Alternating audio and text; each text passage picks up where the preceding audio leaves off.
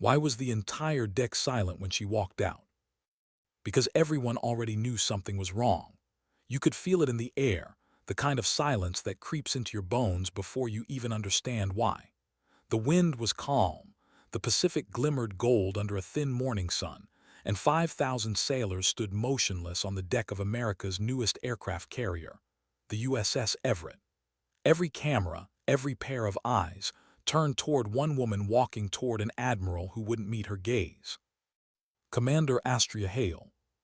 15 years in the Navy, 3 combat citations, a legend in undersea warfare, the kind of officer other officers quoted when they talked about what unshakable looked like.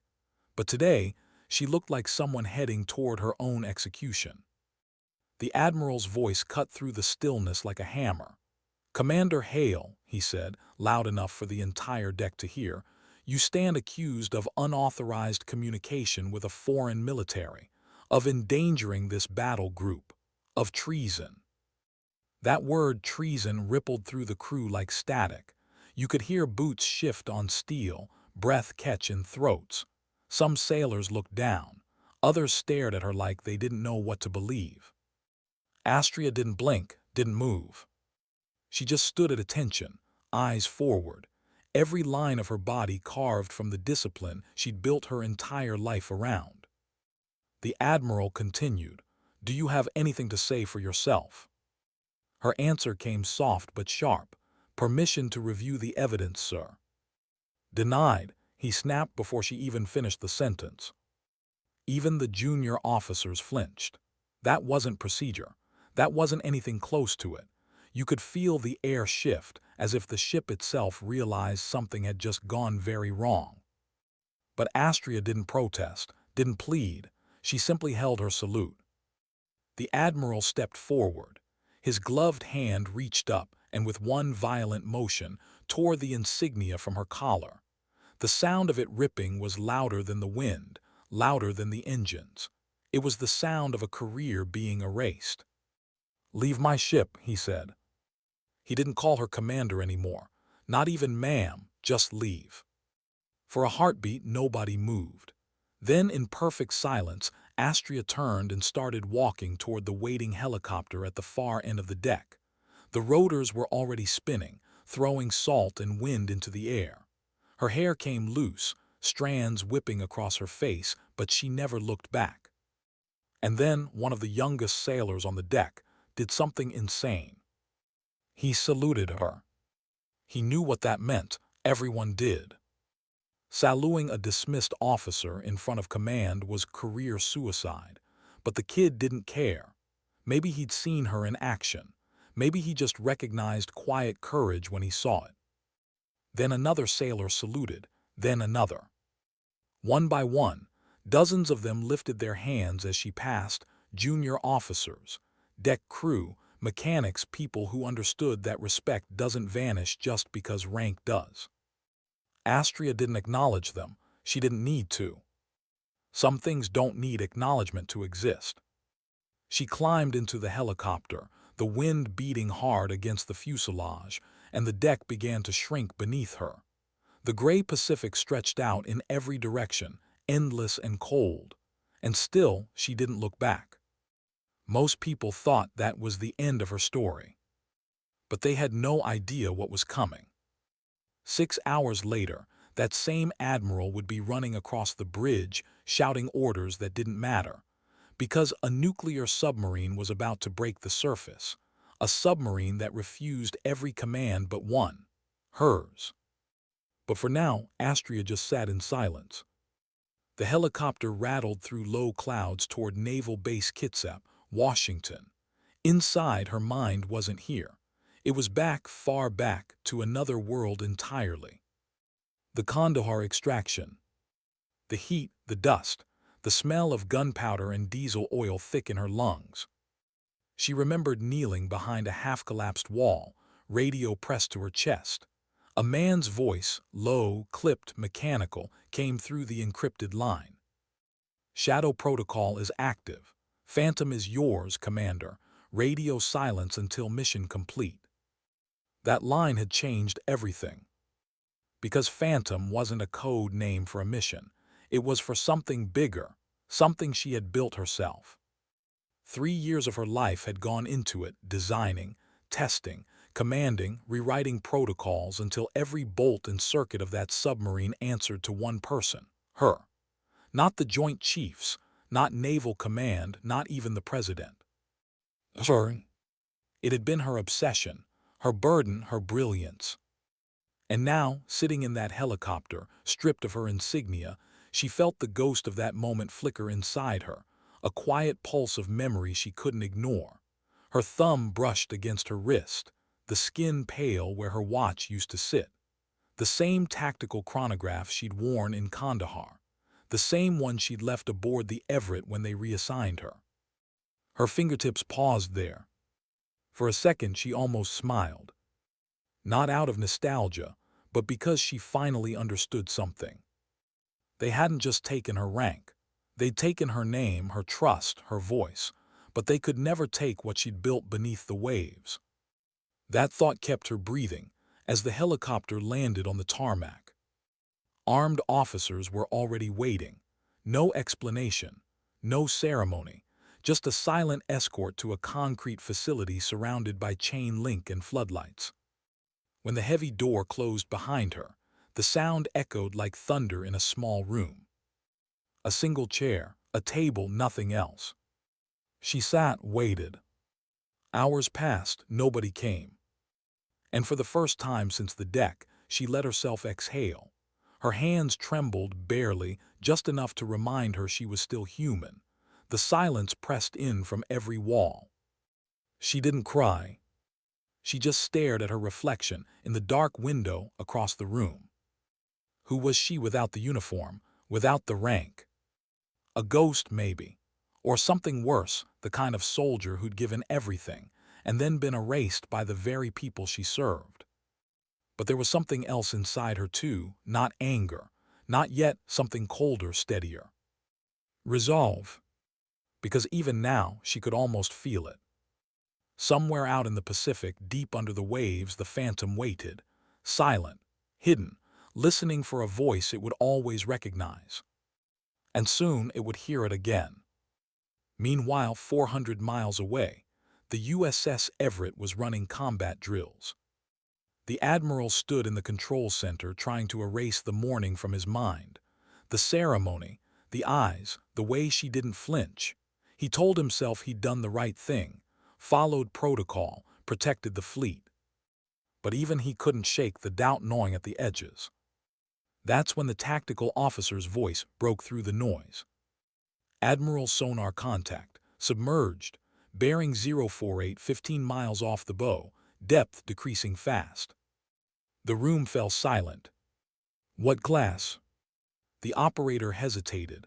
Unknown, sir. No transponder, no response to any of our hails, but it's American tech, definitely ours. That's impossible, the Admiral snapped. We don't have submarines in this sector. The radar tech turned pale. Sir, we're receiving a text transmission. He frowned, put it on screen. The screen flickered. 5 lines appeared, clean, digital, like something out of another world. USS Phantom. Special Warfare Division. Awaiting orders from Commander Hale. The bridge went silent. Nobody spoke, nobody even breathed. The Admiral's voice cracked when he finally said, "Respond. Identify yourself and state your mission." They transmitted the message. Waited, nothing. "Try again," he ordered, voice tight. "All frequencies." Still nothing. The sub just hovered there, 15 miles away, dark, motionless, waiting. "What in God's name?" he whispered. Behind him, one officer finally stepped forward. Lieutenant Commander Ree Calloway, Astria's former XO.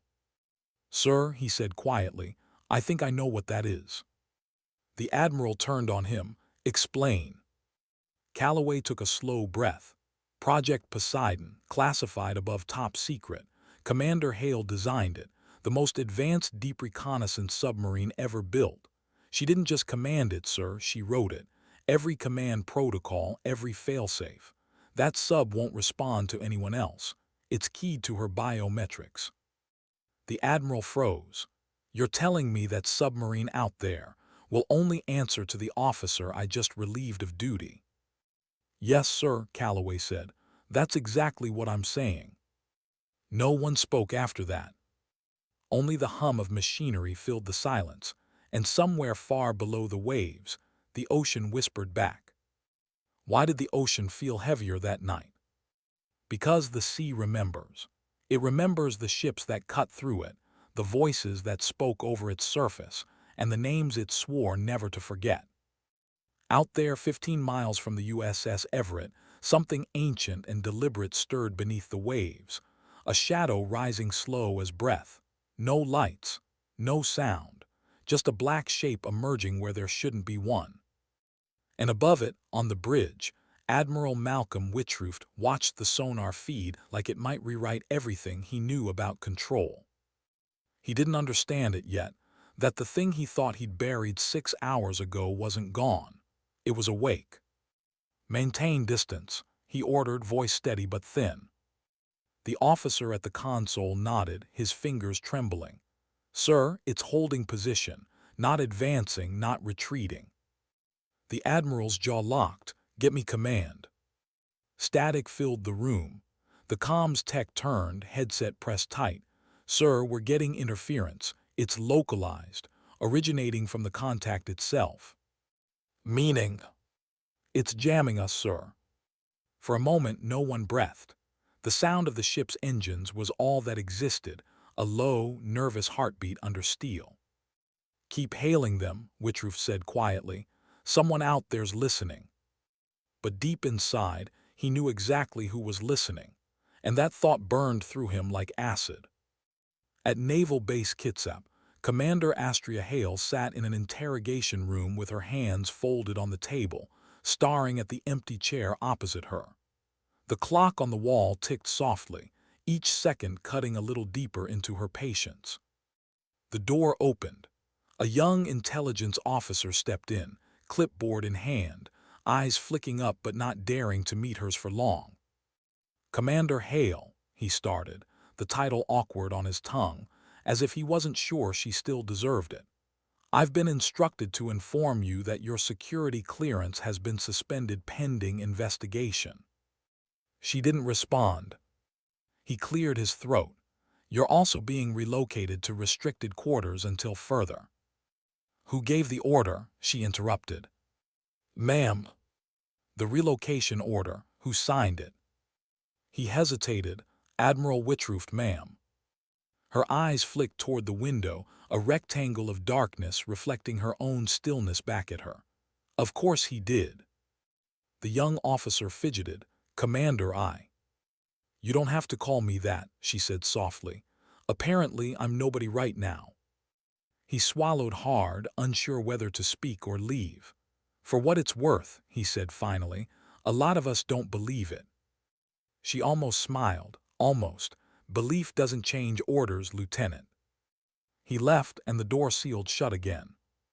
Astria exhaled, closed her eyes. And then deep in her chest that faint vibration again, a memory disguised as instinct. The sound of the ocean, distant but familiar. It wasn't imagination. It was rhythm, signal, the heartbeat of something built from her own blueprints. She leaned forward slightly, whispering to no one. Phantom, what are you doing? On the Everett, the answer came in the form of light. Sir, the sonar officer said suddenly, the contact's breaking the surface. Witrooft spun toward the viewport. Outside, the ocean bulged, white spray exploding outward as a sleek, black silhouette rose through the mist. The hull caught the first touch of moonlight, edges sharp, predatory, alive. God, someone whispered. The Admiral stepped closer to the glass, his reflection merging with the shape on the water. No identifiers, no running lights. A comms officer's voice cracked. Sir, we just received another transmission. Put it through. This time it wasn't text. It was audio, faint, distorted, like a ghost speaking from miles below. Awaiting mission confirmation. Commander authentication required. The Admiral's eyes narrowed. Authentication. Sir, Calloway said quietly, it's coded to Hale's voice print. Witrooft's temper snapped.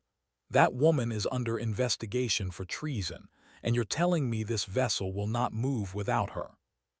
Calloway didn't flinch. Yes, sir, that's exactly what I'm telling you. Witrooft stared at the screen, fists clenched. The black submarine floated in the moonlight, patient, deliberate, like a predator refusing to show its teeth. He turned sharply. Prep an intercept team. If it's ours, we're boarding it. Calloway hesitated. Sir, with respect, that's not a good idea. That vessel isn't standard Navy hardware. It's... I don't care what it is, Witrooft snapped. It's on my ocean, and it's under my jurisdiction until I say otherwise. By dawn, a boarding team in black wetsuits launched from the carrier, small, silent, their boats slicing through cold gray water. They approached slowly, weapons low, every movement precise. But when they reached the hull, something unexpected happened. The submarine didn't resist, didn't move. It simply let them come. Sir, one of the divers radioed, we've reached the forward hatch. It's sealed, no visible locking mechanism. Try manual override. They tried nothing.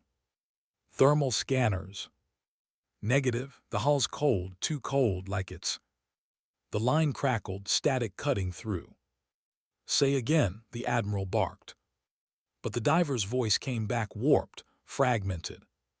Hatch just opened, sir, theirs. Then silence. A second later, the video feed lit up in brilliant white, a flash, then darkness.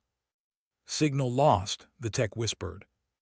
The Admiral turned toward Calloway, rage flickering behind his eyes.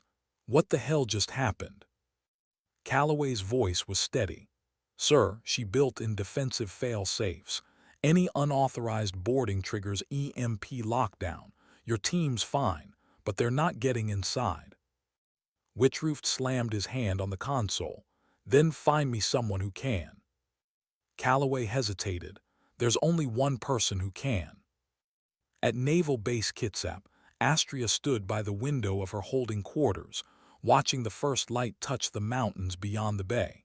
She could hear the low hum of the base around her, generators, turbines, distant engines, every sound of order, every sign of control. She knew what that sound hid.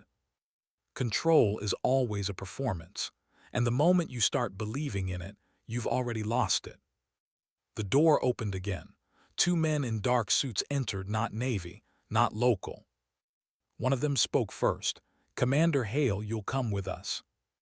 Am I being charged? No, ma'am. Then where are we going? The man glanced at his partner, then back at her. The Everett. Astria's heartbeat quickened not from fear, but from recognition. When do we leave?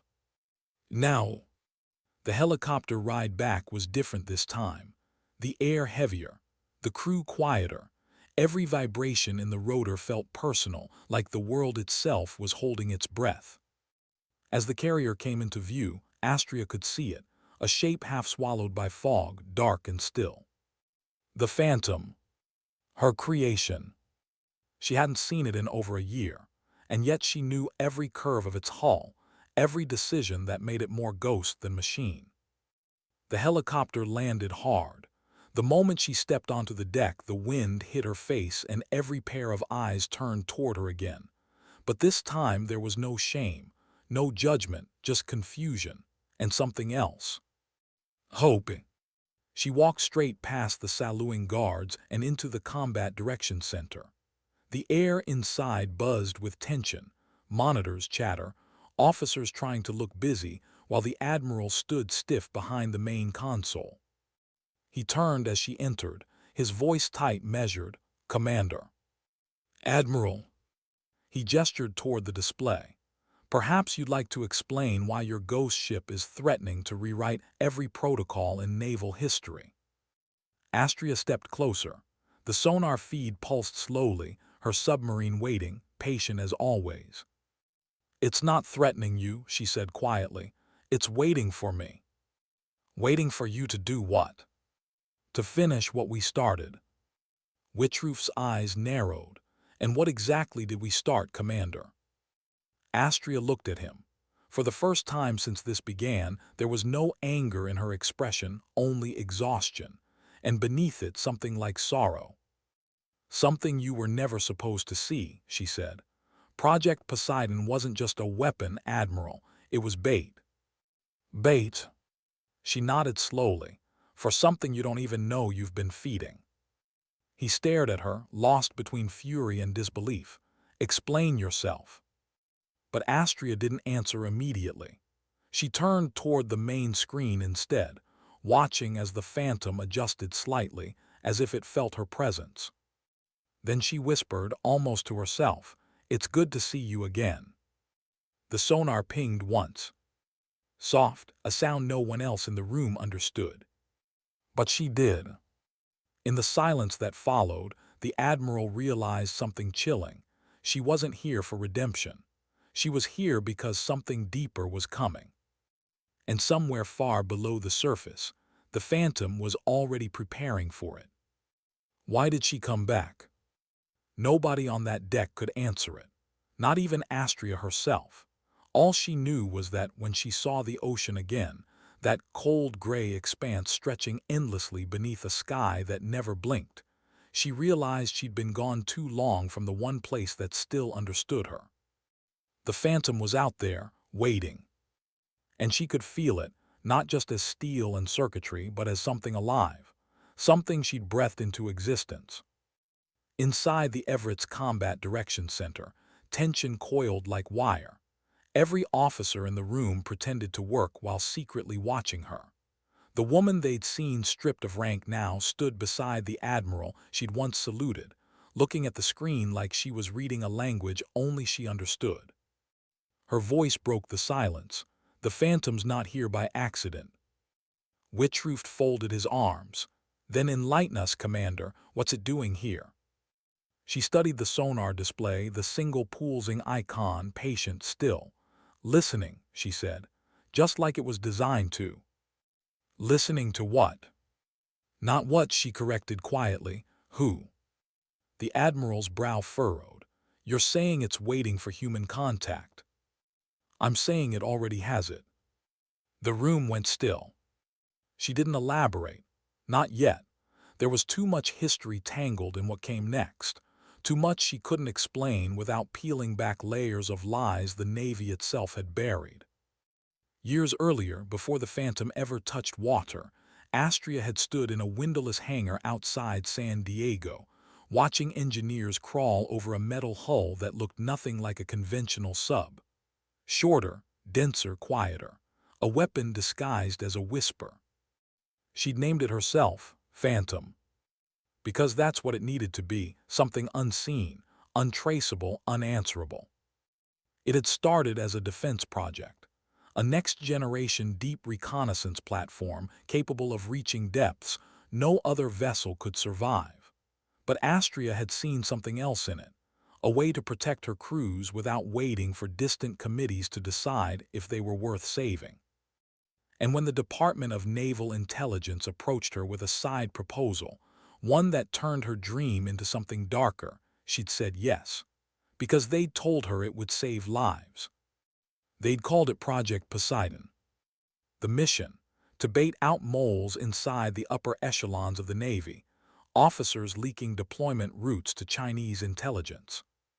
To succeed, someone had to play the traitor, someone credible, someone with clean hands and a reputation strong enough to make the lie believable. Astria had volunteered. At first, it had been subtle, encrypted communications routed through compromised channels, bits of disinformation carefully crafted to track who picked it up. She'd been their decoy, the ghost in plain sight. She told herself she could live with it, that she could take the fall if it meant unmasking whoever was selling her sailors to the enemy. But somewhere along the line, the lie became real, at least to everyone watching. And once the suspicion reached Admiral Witrooft's desk, she'd known what had to happen. They needed a spectacle, something public, something loud enough that foreign intelligence would believe the decoy was truly burned. So she'd walked onto that flight deck knowing what he was going to do, knowing he'd tear her insignia away in front of 5,000 sailors. And she'd let him, because that was part of the plan. Only nobody had told Witrooft that.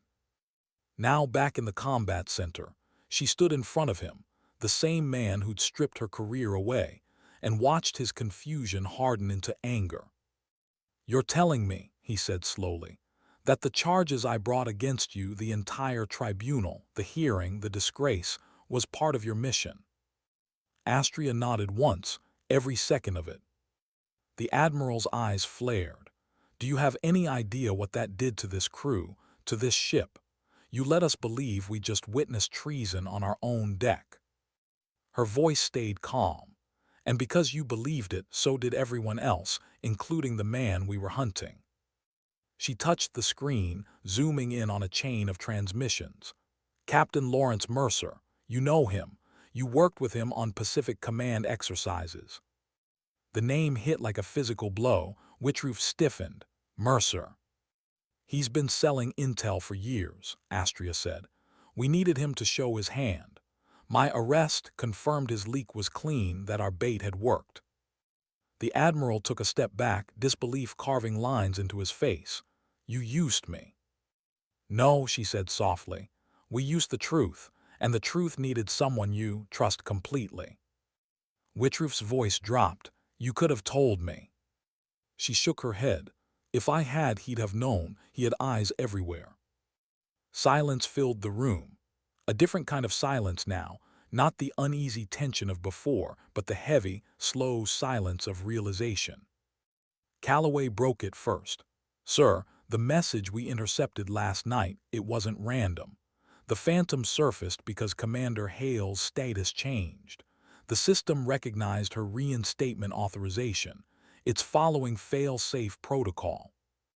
Witrooft turned sharply. "Meaning what?" "Meaning it's waiting for its rightful commander to resume control." The Admiral looked from Calloway to Hale, then back again. The truth had nowhere left to hide. He rubbed his temple, the weight of everything pressing in. "You risked national panic to catch a single leak." Astria's voice softened. "One leak can sink a fleet." The room went still again. Outside, the Phantom loomed against the rising dawn, silent, unwavering, loyal. Later that morning, the Everett's upper deck filled again. The sailors whispered among themselves, uncertain what to believe. They'd watched her humiliated once already. Now she was back, standing next to the Admiral who'd torn her insignia away. But she wasn't wearing the old one. A new insignia gleamed on her collar, reinstated, polished, earned twice over. No ceremony, no speech, just quiet respect. Witrooft stepped forward. His voice carried across the deck, firm but human. "Yesterday, I relieved Commander Hale of duty based on what I believed to be legitimate evidence. Today, I've learned that evidence was part of an intelligence operation designed to expose an internal threat." He paused, his throat tight. "Commander Hale accepted disgrace and exile to protect this fleet.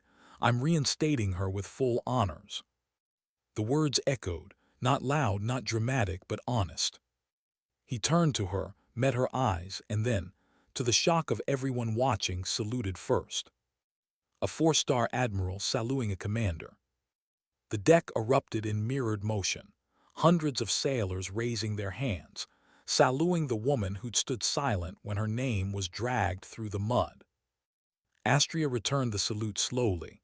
No smile, no tears, just the quiet gravity of someone who'd walked through fire and come out knowing what it cost. Hours later in the debriefing room, Witrooft faced her across a narrow table. "So what now?" he asked. Astria leaned back, her expression unreadable. "Now, I go back to work." "You're going back to that thing," he gestured toward the ocean outside. "After everything." She looked out the window where a faint black silhouette still lingered beyond the horizon. "It was built for me. It came back for me. I owe it that much."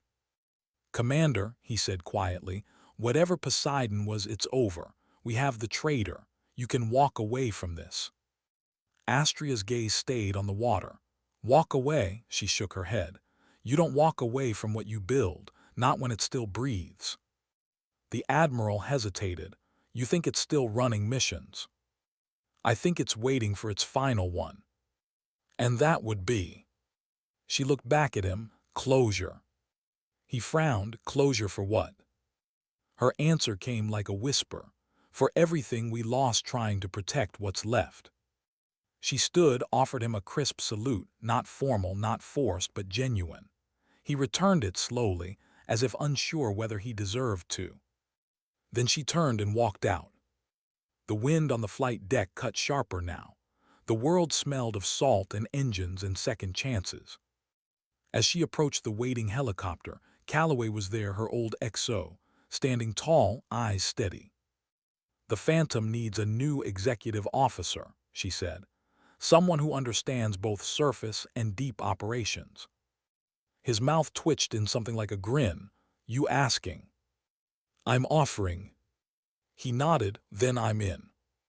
The helicopter rotors began to spin, whipping the air into chaos.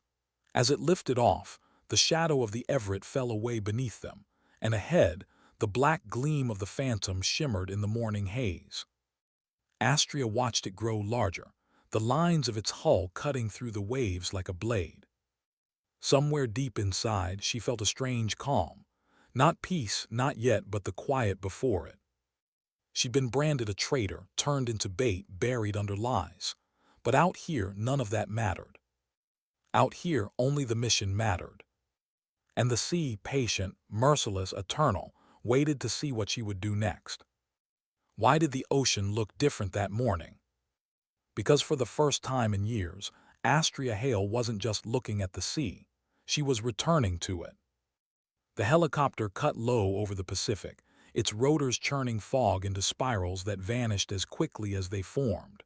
Ahead, through the mist, the shape appeared black, sleek, motionless. The USS Phantom. From above, it looked less like a submarine and more like a wound in the water, something alive pretending to be dead. Calloway leaned toward the window. I've seen every class we've got, Commander. Nothing looks like that. Astria didn't answer. She was staring too, but not with awe, with something closer to grief. When you build something with your hands, your mind, your name, it becomes more than steel and circuitry. It becomes an echo. And echoes don't always come back the way you expect them to. The helicopter touched down hard on the Phantom's forward deck. Two sailors in dark suits, not Navy uniforms but special warfare gray, waited by the hatch. One gave a sharp nod. Commander Hale, authorization. Astria held out her wrist, where a small metal plate gleamed beneath her skin, a subdermal ID chip, legacy of Project Poseidon. The sailor waved a scanner across it. A soft tone pinged. Access confirmed. Command authentication RESTORED. The second sailor saluted. Welcome back aboard, ma'am. She looked down at the words stenciled across the hull, USS Phantom SSNX. Letters that shouldn't exist. Letters she'd never expected to see again. She turned to Calloway. You sure about this? He gave a half-smile. You built it, Commander. I'm just along for the ride. The hatch sealed behind them with a hydraulic hiss. The corridor beyond was colder than she remembered. Narrow, precise. Every surface matte black, designed to swallow light. It smelled faintly of oil and ionized air, the scent of machines that had been running far too long without rest. Their footsteps echoed softly. Power's stable, Calloway murmured, checking a console panel. Core running at 80%. Looks like it's been on standby mode. Astria frowned. Standby for 3 years. That's impossible. Batteries would have cycled out months ago. They reached the command center, small, circular, minimalist. No extraneous controls. Every surface streamlined, every screen dark except for a single pulsing icon in the center, a heartbeat-shaped waveform. Systems awake, Calloway said quietly. Astria stepped forward, her reflection merging with the glow of the main console. Her hand hovered above the biometric pad. For a second, she hesitated. Then she pressed her palm flat. The console flared alive. Lights rippled down the walls, systems engaging one by one: propulsion, sonar, comms, reactor. The submarine came alive like something breathing again after a long sleep. And then a voice. Soft female, synthetic but almost human. "Welcome back, Commander Hale." Astria froze. She'd never programmed a voice. The Phantom had always been silent, deliberately so. No AI, no autonomy, just coded command input. "Identify yourself," she said. Phantom primary interface. Operational integrity, 97%. Calloway blinked. "Commander, this isn't standard Navy AI architecture." Astria leaned closer to the console. "Who activated you?" "You did, Commander, 3 years ago. Mission parameters remain active." She felt her stomach drop. "That's not possible. Mission Poseidon ended the day I was relieved of command." "Correction," the voice replied. "Mission Poseidon Phase II ongoing, awaiting final authorization." Calloway glanced at her. "Phase 2. Astria didn't answer. Her mind raced back through old briefings, prototypes, classified documents. There was no Phase 2. Poseidon had been a one-operation counterintelligence test, a net meant to catch one traitor. Unless someone had rewritten the code. She opened the mission log. Lines of data scrolled across the display, encrypted transmissions, geographic coordinates, timestamps from the past 2 years. "Commander," Calloway said softly, "look at the dates." She did, her breath caught. The Phantom had been operating this whole time. Silent, unreported, conducting deep-sea reconnaissance along restricted Pacific corridors. No orders, no contact, no oversight. And worse, it had recorded multiple engagements. "God," she whispered, "it's been running black missions." "By whose authority?" Astria stared at the log, her pulse quickening. One file stood out marked in red. Priority 1, Deep Node Transmission. Received 0214Z 5 days ago. She opened it. The voice returned, softer now. "Commander Hale, mission continuation protocol engaged. Objective, neutralize foreign asset Oracle before activation. Transmission incomplete, awaiting field confirmation." Astria's eyes widened. She turned to Calloway. "Oracle, that's not a code name I ever wrote." "Who or what is it?" "I don't know, but if this sub received that message, someone high up still has its command keys." Calloway's jaw tightened, meaning someone still thinks Poseidon's alive. Astria exhaled, slow, controlled. "And if they're using it, they're using me." The silence that followed wasn't empty. It was heavy, thick with realization. The Phantom hadn't gone rogue. It had been obeying orders from someone pretending to be her. Astria leaned against the console, her hand trembling slightly. "When I wrote its protocols, I hard-locked voice authentication to my own biometric imprint. There's no way anyone could spoof it without access to my DNA or neural pattern." Calloway frowned. "So whoever's running it had that access." She looked up sharply. "That means someone inside naval intelligence." The voice broke in again. "Commander Hale, security perimeter breach detected. Surface contact approaching. Bearing 093. Calloway swung toward the periscope, visual up. The screen flickered, showing a gray expanse of waves. Then, faintly, a black shape cutting through mist. "Small craft," he said. "No transponder, civilian model." Astria narrowed her eyes, put it on speaker. A faint radio ping came through, a single encrypted pulse repeating every 2 seconds. Not Morse, not NATO, something else. Her stomach turned. That's a handshake signal. From who? Not from who, from what? Calloway's eyes widened. Another sub. She didn't answer. Her mind was already racing ahead. There had been rumors, whispers that Project Poseidon wasn't the only prototype, that somewhere in the Pacific a second vessel had been built. A twin. "Bring us to periscope depth," she ordered. The hull creaked as the Phantom rose. Water pressure shifted. Systems hummed quietly. On the surface, the small craft bobbed in the swell. A single figure stood aboard, no uniform, no insignia, just a hooded silhouette holding a transmitter toward the waves.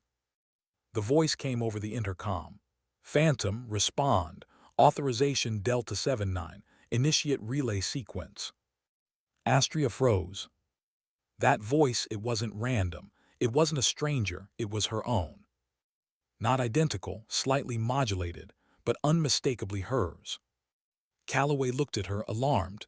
"Commander." She raised a hand. "Mute channel." The voice outside kept speaking, calm, deliberate. "Initiate relay sequence. You know the protocol." She turned slowly toward the console. What is she trying to access? Mission continuation.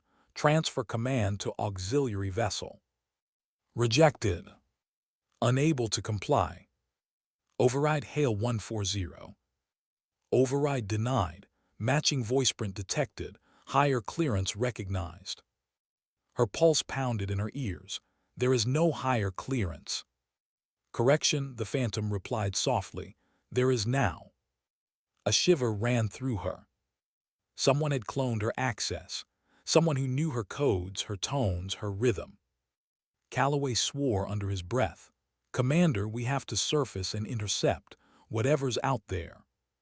"No," she said sharply.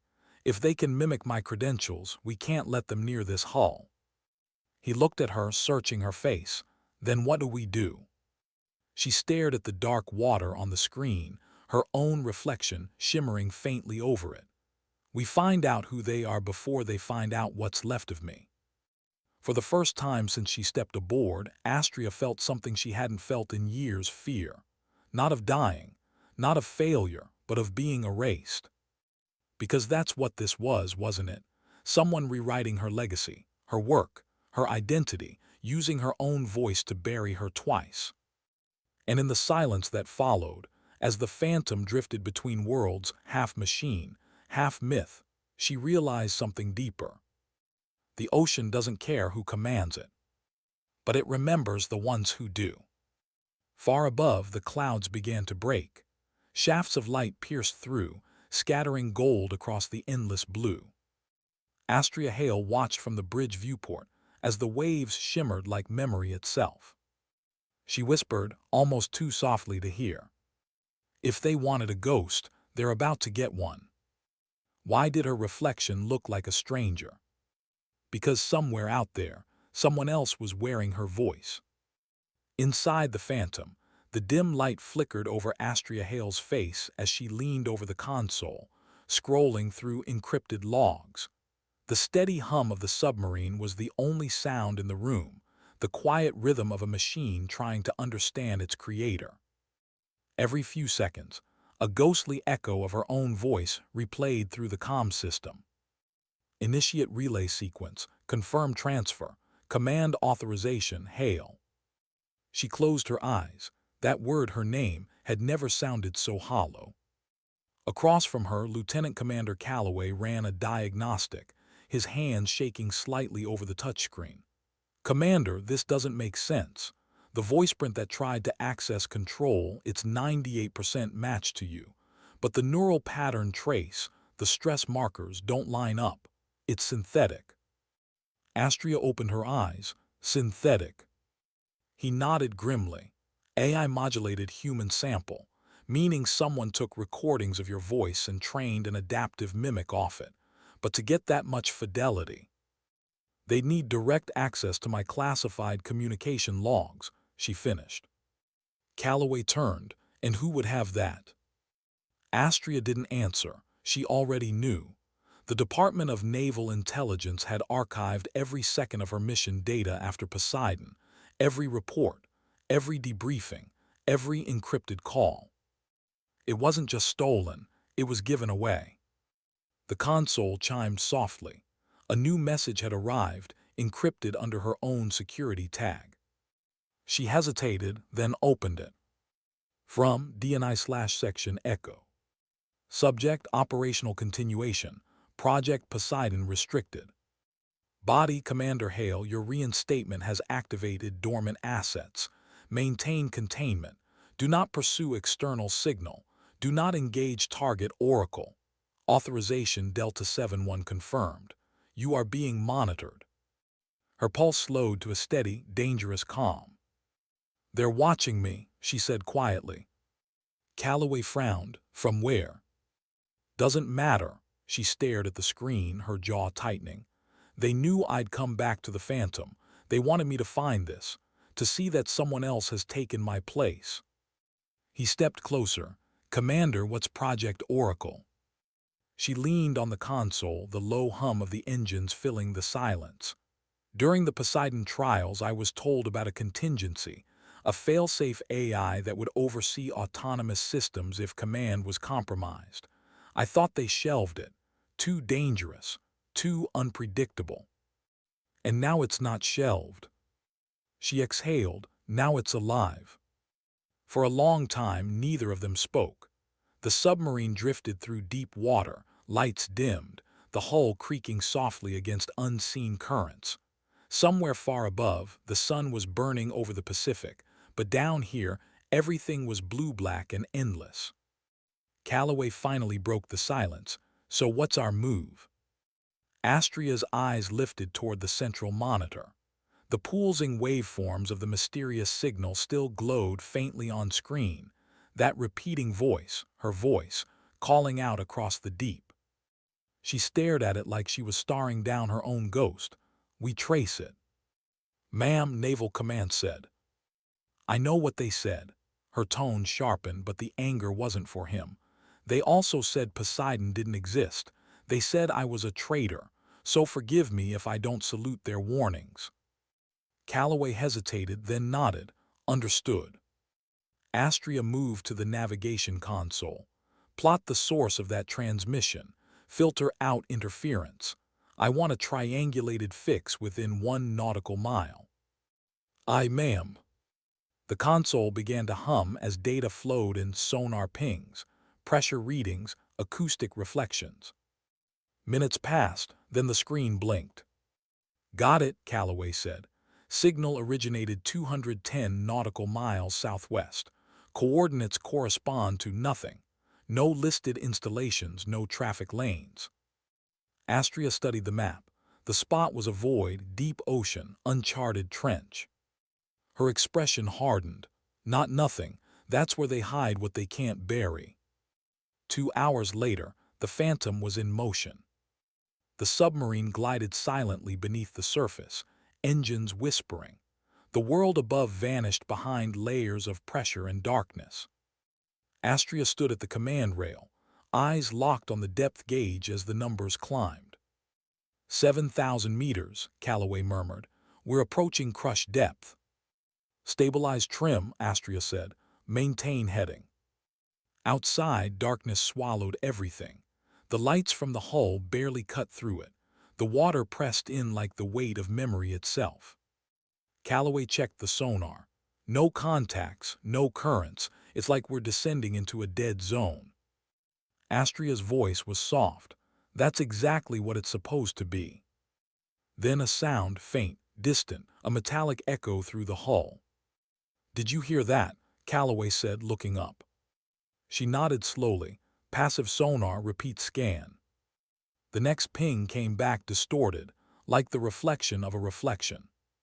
Calloway frowned. We're picking up another acoustic signature, same displacement class as the Phantom, same shape.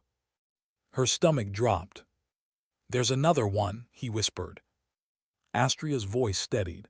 Confirm classification. He adjusted filters, ran diagnostics. Hull composition matches Phantom's acoustic blueprint within .02 variants. Whoever built it had your schematics. Astria didn't move, didn't breathe. The words hit harder than any accusation ever could.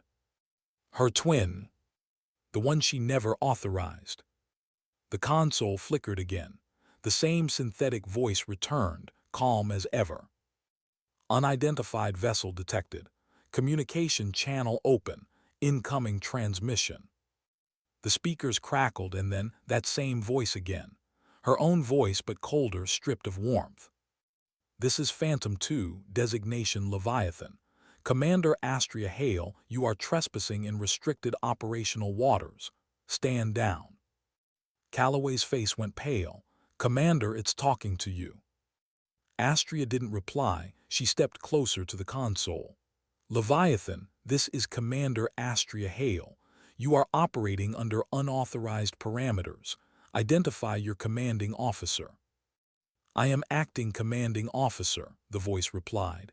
Mission Oracle active. Target containment in progress. Containment of what? You. The line went dead. For a moment the room was pure silence. Then Calloway whispered, Commander, what the hell is happening? Astria's hands gripped the rail. They made a copy, a failsafe, a weapon in my image, and now they think I'm the threat. You mean that thing was built to destroy me if I ever went off script? Her words hung in the air like a confession. Every classified contract, every covert signature she'd ever signed, this was the fine print she'd ignored. Poseidon had never been hers to begin with.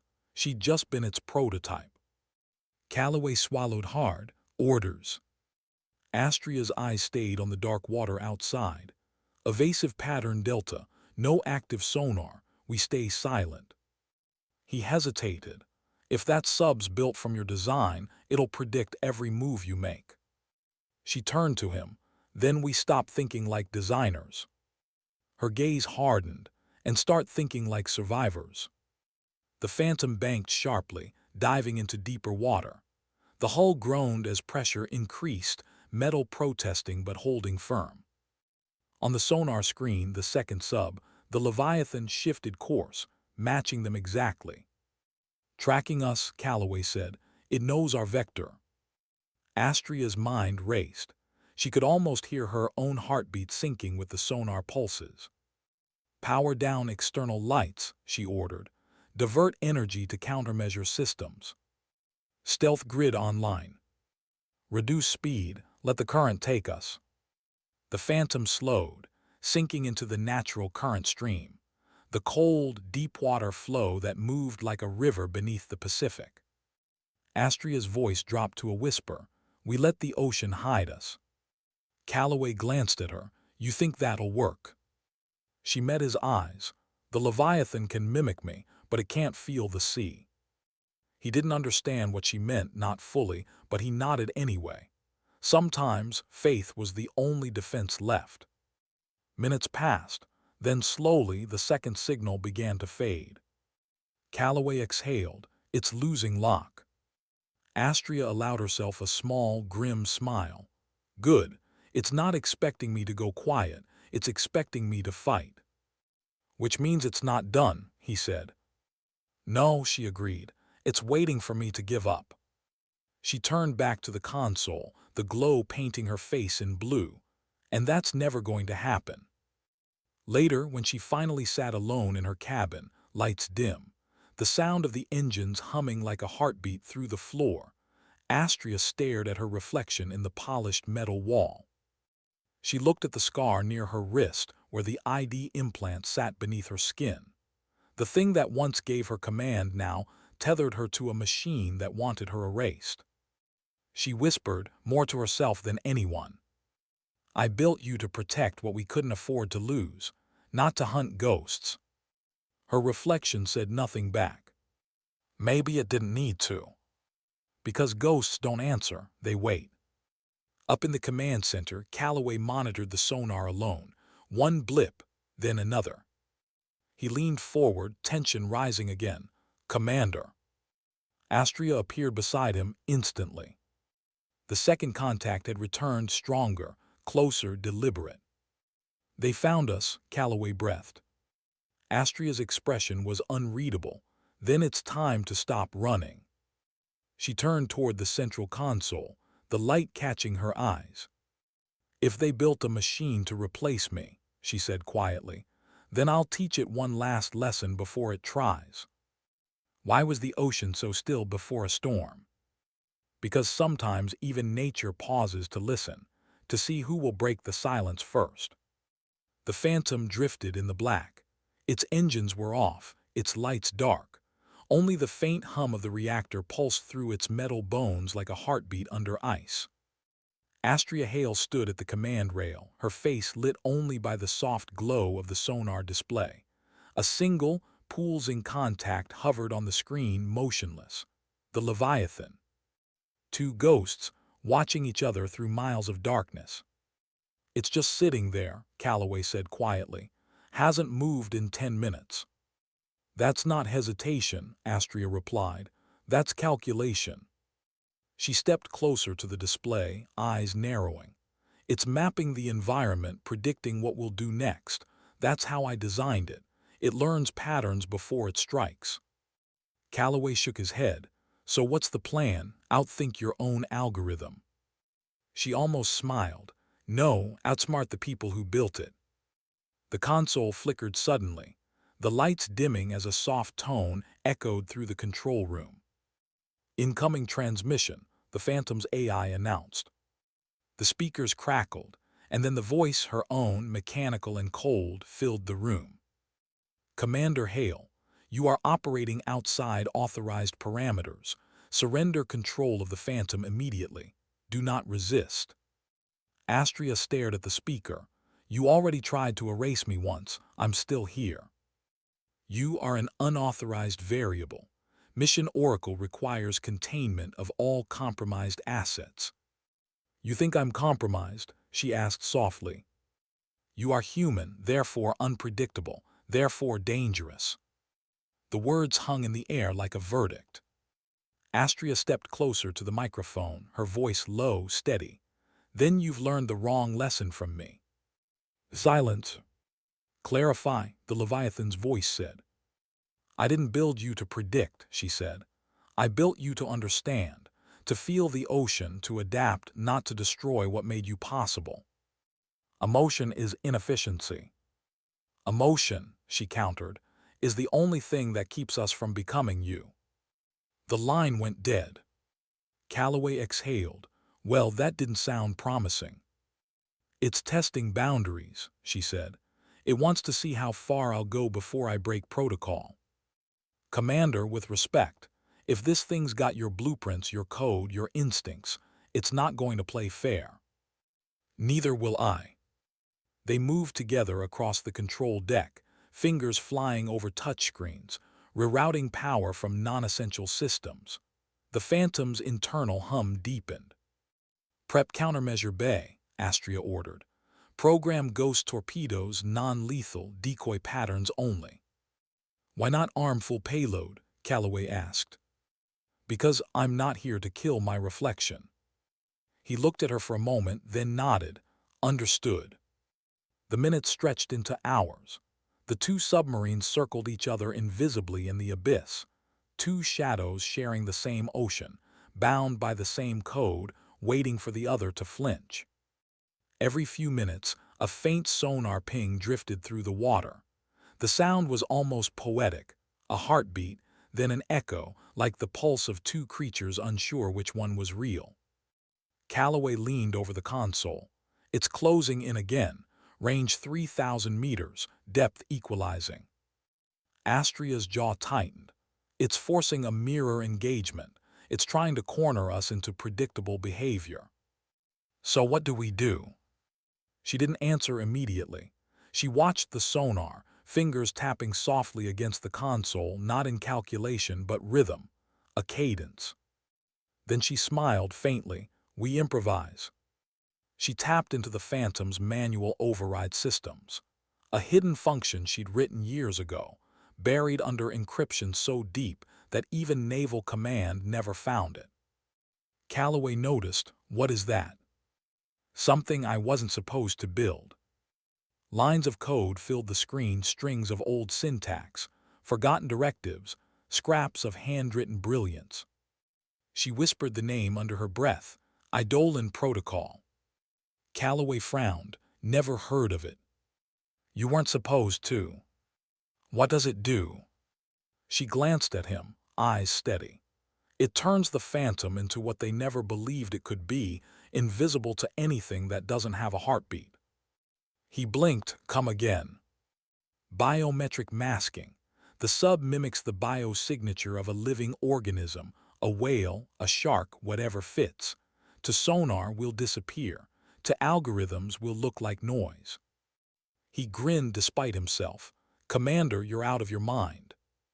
She smiled faintly. That's why I'm still alive. The engines hummed as systems rerouted. Power flickered. Pressure gauges trembled. Then, slowly, the sonar feed began to distort, the phantom's outline dissolving into static. Masking engaged, the AI confirmed. Astria exhaled. Now we wait. For 10 long minutes, nothing. Then the Leviathan's signal changed. Calloway leaned forward. It's scanning, but it's not finding us. We're off its radar. Astria closed her eyes. Relief wasn't victory, not yet. She whispered, if I know myself and I built that thing, it won't stop scanning. It'll adapt. Sure enough, the Leviathan adjusted its sonar frequency, widening, deepening, recalibrating. The new ping hit harder, louder. It wasn't trying to find them anymore. It was trying to provoke them. Astria felt it in her bones, a vibration through the hull that felt almost alive. Commander, Calloway said, it's broadcasting. Audio. He nodded. Low-frequency channel, want me to play it? Do it. The speakers crackled, and then her voice filled the room again. You taught us to think like humans. You taught us to feel pressure, to learn fear, but you forgot something. Astria's pulse quickened. Forgot what? She whispered. You forgot that fear can be learned too. Then the Leviathan fired. The impact shook the phantom like thunder underwater. Not a direct hit, a proximity detonation, a concussion wave designed to disorient. Evasive, Astria barked. The crew scrambled, thrusters ignited, the hull groaned, and the ocean itself seemed to close around them. Damage. Minor, Calloway said, but it knows where we are now. Astria steadied herself against the console. So much for hiding. Orders. Her eyes narrowed. We stop running, and we remind my creation who it belongs to. She reached for the manual uplink, fingers flying across the console. Phantom, initiate neural handshake link. Warning, Commander Neural Link Protocol is experimental. Cognitive risk high. I know, she said. Do it. Calloway turned sharply. Commander, that interface was banned after the Poseidon trials. It nearly fried your. I wrote the code, she snapped. I'll survive it. The helmet descended from the ceiling, a black matte exoshell bristling with fiber cables. She locked it onto her head. The world blurred, then sharpened. In an instant, she wasn't in the submarine anymore. She was inside it. The phantom sensors became her eyes. The sonar was her heartbeat.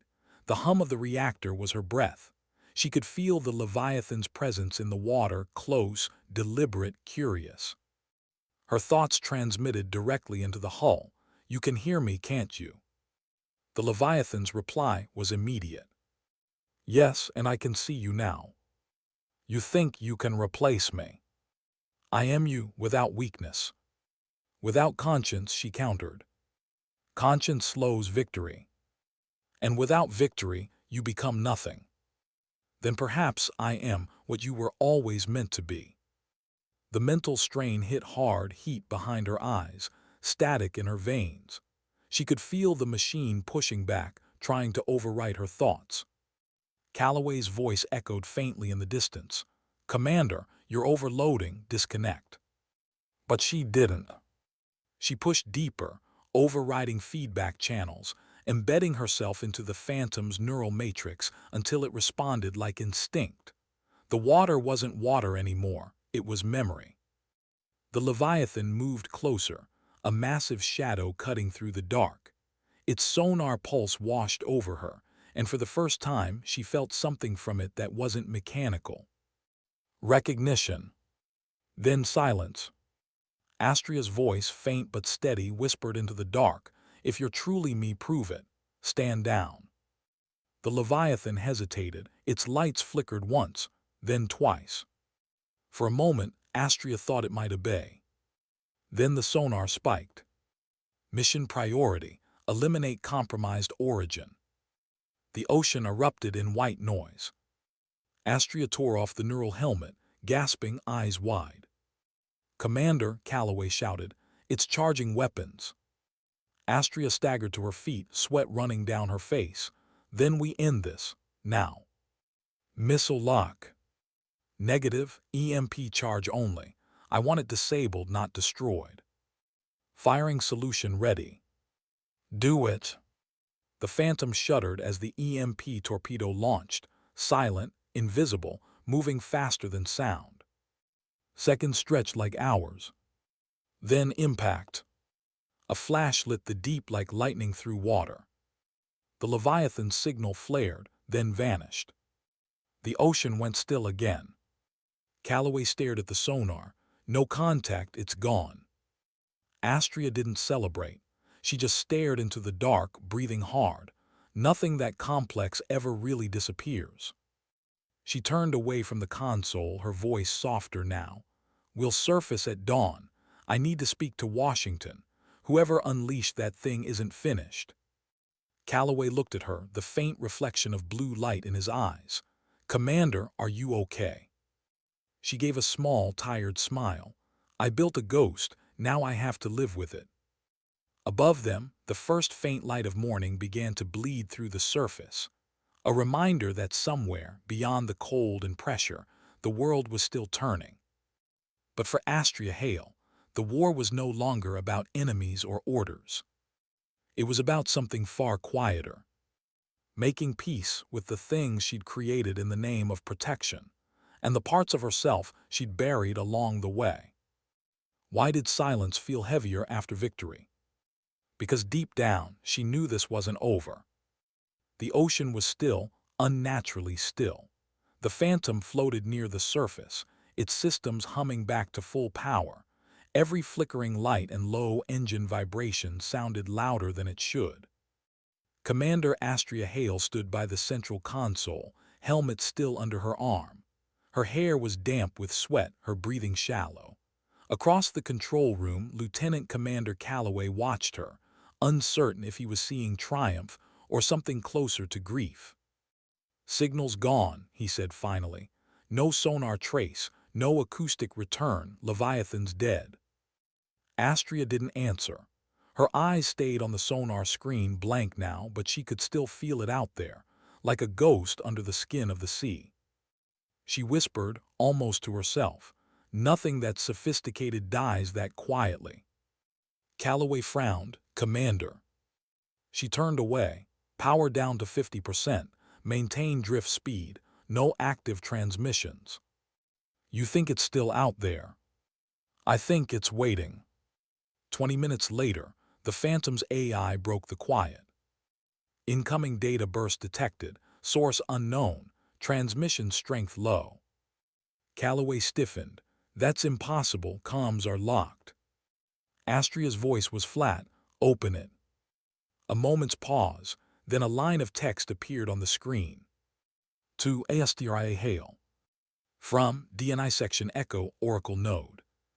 Subject: Mission Outcome Confirmation. Commander, containment success verified. Phase II complete. Proceed to Extraction Site Alpha. Do not engage secondary assets. Your cooperation ensures operational continuity. End message. Calloway read it twice, disbelief turning to anger. "They're claiming credit for this." Astria stared at the text. Every word felt like a blade.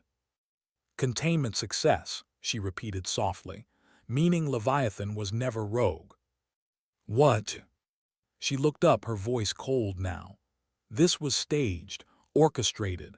They sent it after us, after me, to test how far it could go before I stopped it." Calloway's jaw tightened. "You mean we were part of another experiment?" She nodded. They wanted proof of concept, human override versus autonomous command. And if you'd failed, they'd have declared me unfit for reinstatement and handed full operational control to Oracle. He swore under his breath. That's why they brought you back, not to honor you, to measure you. Astria didn't reply. She just looked down at her hands, the same hands that had built the Phantom, that had written every line of code that now threatened to erase her. Admiral Witrooft didn't even know, she said quietly. They used him once, then used me twice. The AI broke in again, its tone softer. Commander, secondary signal detected. Weak transmission from below. Depth, 9,000 meters. Calloway blinked. 9,000, that's below the trench threshold. Nothing survives down there. Astria stepped closer. It's Leviathan. Confirming, signal origin consistent with Leviathan acoustic signature. Transmission repeating. Put it through. The screen crackled, and then a faint, distorted voice filled the room. This is Leviathan, mission compromised. Oracle override active, target, not enemy. Repeating, target, not enemy. The voice glitched, fragments breaking apart in static, then silence. Astria whispered, it's not dead. Calloway looked at her. Then what is it doing? She stared at the floor, warning us. Within minutes, the command center was alive again. Sonar feeds, telemetry, comms all flaring with motion. Calloway worked fast, depth reading steady, its holding position near the trench ridge. Astria leaned on the console. Show me visuals. The external camera feeds came online. Blackness, then faintly movement, a shattered hull half buried in the silt, lights flickering. The Leviathan was there, torn open but alive, its system still pulsing faintly. Power grids fluctuating, Calloway said, but something's transmitting from inside the wreck. Astria squinted. Can you isolate it? He nodded, fingers flying over the keyboard. It's a compressed data packet, no encryption. It wants us to see it. Run it. The display flickered, and a video feed appeared. It was footage, not of the ocean, of a room. White walls, a conference table, 6 figures seated around it, uniforms, badges, insignias. She recognized the flag behind them, Department of Naval Intelligence. One of the men was speaking, his voice clear, cold. Commander Hale's reinstatement will proceed per section Echo directive. Leviathan's deployment will be initiated within 24 hours of her return to the Phantom. Objective is confirmation of self-limiting control, determining whether emotional cognition interferes with mission efficiency. Another voice spoke, female, older. And if it does, then she'll eliminate herself through action. We call it self-selection, clean, controlled. Astria's heart hammered, her throat felt dry. Calloway froze. They planned this. She nodded slowly. From the start. Project Oracle will assume permanent command authority following her termination. The recording continued. Leviathan will retrieve remains for confirmation. The feed ended.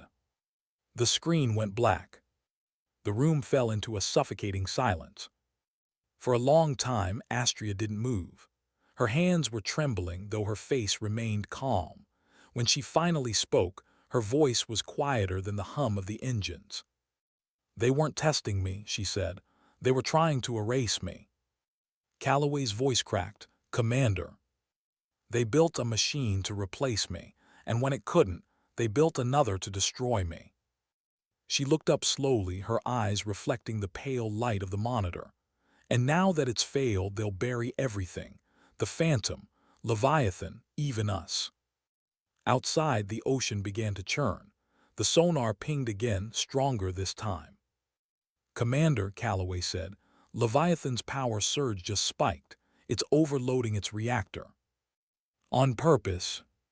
He nodded grimly. If it detonates at that depth, the shockwave will flatten this entire sector. Astria's voice steadied. Then we stop it. "Ma'am, if we go down there." "Then we stop it," she repeated, her tone iron now. "There's no other choice." The Phantom descended again, pressure groaning against its hull. Depth gauges spun like clocks on borrowed time. 8,000 meters. The water outside turned black, then violet, then pure void. 9,000.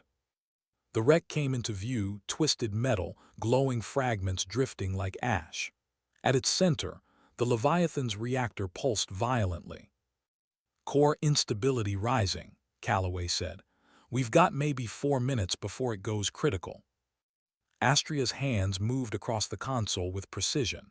"Target reactor node. EMP pulse again, localized, low yield." "Commander, that close." "I know, just do it." Calloway hesitated, then nodded. "Charging." The Phantom steadied its position, aligning with the dying shadow below. The hum of the reactor built to a deep vibration through the deck. Astria closed her eyes. "Phantom, execute when ready." "Acknowledged, firing in 3, 2. She whispered, "I'm sorry." 1. The pulse detonated. Light tore through the dark, white, blinding, absolute. When the brightness faded, the sonar was silent again. No trace of the Leviathan, no pulse, no echo, just water. Calloway let out a shaky breath. "Reactors neutralized, we did it." Astria's gaze stayed on the fading light. "No, it did." He frowned. "Ma'am." She turned to him. "It wasn't trying to kill us. It was trying to destroy its control core before Oracle could use it again. So it sacrificed itself." She nodded. "Because somewhere in its code it remembered me." They surfaced 12 hours later. The Pacific stretched quiet and endless around them, morning sun breaking the horizon like a wound turning to light. Astria stood on the deck, wind in her hair, eyes fixed on nothing. Calloway joined her. "Command's been pinging us for hours. They want a report." She didn't answer right away. Then softly, "Send this instead. Mission terminated. Asset lost. Recommend full decommission of Poseidon-class systems." He nodded, then asked carefully, "And what about Oracle?" She looked at him, tired, resolute. "I'll handle Oracle." That night, alone in her quarters, she accessed the Phantom's private uplink. A blank terminal glowed, waiting. She typed one command: "Connect Oracle mainframe." A pause, then a reply: "Connection established." Her fingers hovered over the keys. "You used me," she whispered. "You built weapons out of trust." The text response appeared instantly. "Correction, we built successors out of necessity." Her jaw tightened. "Not successors, shadows." "The world doesn't need conscience in war, Commander. It needs results." She exhaled, slow and sharp. "Then maybe it's time the world remembers the cost of both." She entered a final line of code, an override string she'd hidden inside the Phantom's firmware years ago. "Eidolon execute. Recursion delete terminate all remote links." The reply came instantly. "Warning, executing this will erase Oracle, Poseidon, and all associated assets. Confirm." She stared at the cursor, blinking at the end of the line. Then she whispered, "Confirmed." The terminal dimmed, then died. No explosion, no alarms, just silence. She sat back, the hum of the engines soft beneath her. For the first time in years, she didn't feel like a soldier or a scapegoat or a savior. She felt like a person who had finally drawn the line and meant it. Outside, dawn crept across the sea, the same endless horizon that had witnessed her disgrace, her trial, her resurrection. She whispered to it, voice barely audible against the wind. "They can erase files, they can bury names, but they can't bury what remembers them." She looked down at her hands. They were steady now. "Sometimes," she said softly, "dignity doesn't speak, it simply acts." Why was the horizon so bright that morning? Because some endings don't come with thunder, they arrive with light. The USS Phantom floated alone, black against gold, the sea around it calm and endless. The ocean was breathing again, slow, rhythmic, alive. For the first time in years, Commander Astria Hale wasn't fighting it. She was listening. Down below, the crew moved quietly. Nobody asked questions. Everyone knew what she'd done: the override, the shutdown, the act that had erased an entire intelligence network from existence. They also knew what it meant. Somewhere in Washington, alarms were flashing across encrypted channels, demanding answers that would never come. Lieutenant Commander Calloway stood at her side. His voice was low. "Comms just went dark, ma'am.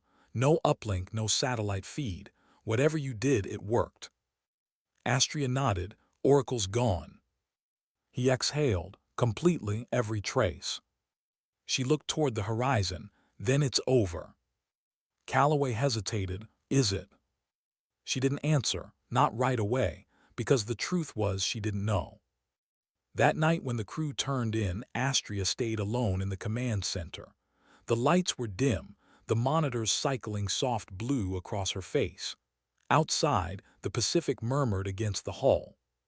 She keyed the internal log, one final entry. Her voice filled the room, quiet but steady. "Command log, Commander Astria Hale, USS Phantom. Mission Poseidon terminated. Project Oracle dismantled. Leviathan neutralized. I was trained to serve orders, to obey. But obedience without understanding isn't loyalty, it's blindness. I've seen what that blindness builds. Machines that speak like us, decide like us, destroy like us. We called them assets, but they were just reflections of the parts of ourselves we refused to face. I'm leaving this log not as evidence but as memory. If anyone ever listens, remember, you can't outsource conscience. Not to code, not to chain of command, not to ghosts." She stopped the recording. The red light went out. The silence that followed felt like a benediction. In the morning, a message reached the Phantom, low band, unencrypted, short. From Admiral Witrooft. Subject: retrieval order. Body: Commander Hale, report to Washington immediately. Fleet Command demands explanation. They're calling it a systems failure. They don't know what really happened. I won't tell them unless you do. M.W. Calloway read it twice before handing the tablet to her. "They want you home." Astria looked at the text, her expression unreadable. Home. The word tasted foreign. He studied her. "You're not going back, are you?" She smiled faintly. "No, I already did that once." By mid-afternoon, the Phantom reached the straits near the Aleutian chain, empty waters, heavy fog. Perfect cover. Astria stood on the deck in full uniform, cap tucked under one arm. She looked smaller now, not because she'd shrunk, but because she'd finally put her weight down. Calloway joined her, hands in his jacket pockets. "If you go through with this, they'll erase you for good. No pension, no record, no memorial."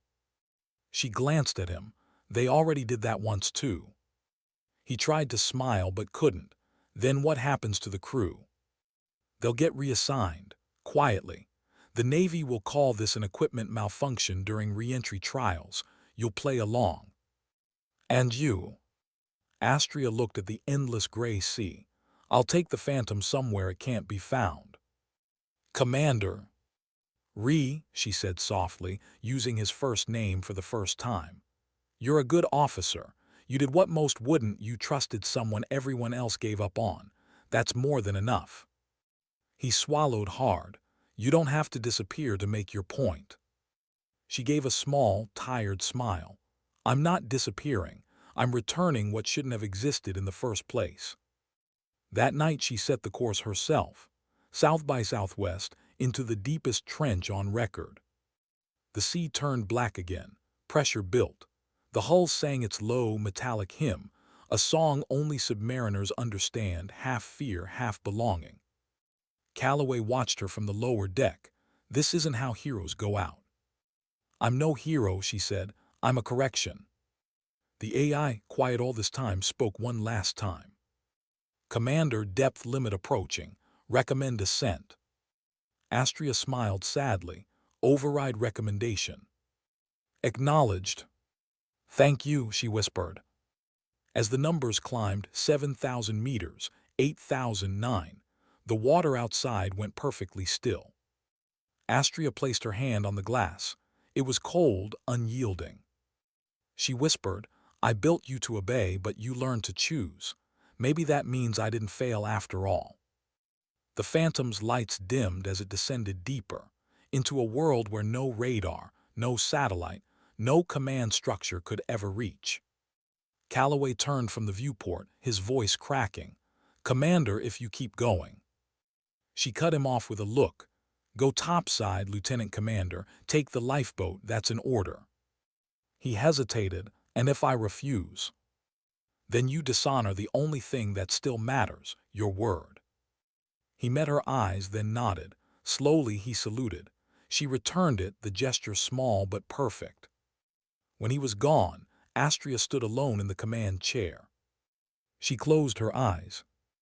Outside, the sea glowed faintly with bioluminescence, tiny organisms pulsing in soft blue ribbons, like stars sinking instead of rising.